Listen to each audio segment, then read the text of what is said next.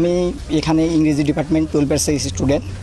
তো আমাদের এখানে যে ঝামেলাটা হয়েছে, এখানে অ্যাকচুয়ালি আমাদের কর্মসূচি ছিল অবস্থান কর্মসূচি। আমাদের উদ্দেশ্য ছিল আমরা মডার্নে গিয়ে অবস্থান করব, কিন্তু আমাদের যে এখানে ছাত্র সংগঠন আছে তারা আমাদের আগেতেই জানিয়ে দিয়েছিল যে অবস্থান, ছাত্রলীগ ছিল এখানে। তো ওরা আমাদের জানিয়ে দিছে যে এখানে হচ্ছে আপনাদের অবস্থান কর্মসূচি করা যাবে না, আপনারা হচ্ছে পদযাত্রা করেন।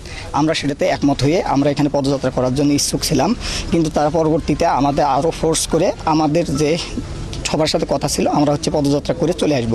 কিন্তু আমাদের যখন ক্যাম্পাসের গেটে যখন চলে গেছে তখন ছাত্রলীগ সহ বাকি স্যাররা যারা আছে তারা আমাদের হচ্ছে বাধা প্রদান করছে। স্যাররা অ্যাকচুয়ালি যখন সামনে আছে তখন পিছন থেকে এবং তাদের যারা তৃতীয় পক্ষ ছিল তারা স্যারের উপর আক্রমণ করে সেই দায় আমাদের সাধারণ শিক্ষার্থীদের উপর চাপানোর চেষ্টা করছে। ছাত্রলীগের সভাপতি আমাকে চর থাপ্পড় মারছে, এখানে উনি আমাকে নিজে স্টিল আমাকে থাপ্পড় মারছে। এখানে কথা হচ্ছিল আমাদের এখানে আমরা গত 9 দিন ধরে এখানে আমরা অনুষ্ঠান করতে সমাবেশ করতেছি, এখানে কোনো প্রকার আমাদের সাধারণ শিক্ষার্থী বিশৃঙ্খলা করে নাই, কিন্তু ওনারা আসার কারণে এই বিশৃঙ্খলা হয়েছে। এই দায়ভার সাধারণ শিক্ষার্থীদের না। আমাদের দাবি আমরা এখন বর্তমানে এক দফাতে পৌঁছাইছি, সেটা হচ্ছে সকল প্রকার অযৌক্তিক এবং সকল প্রকার অযৌক্তিক কোটাগুলো, বৈষম্যমূলক কোটাগুলোকে দূর করে প্রথম থেকে চতুর্থ শ্রেণী পর্যন্ত যথাযথ কোটা সংস্কার করা।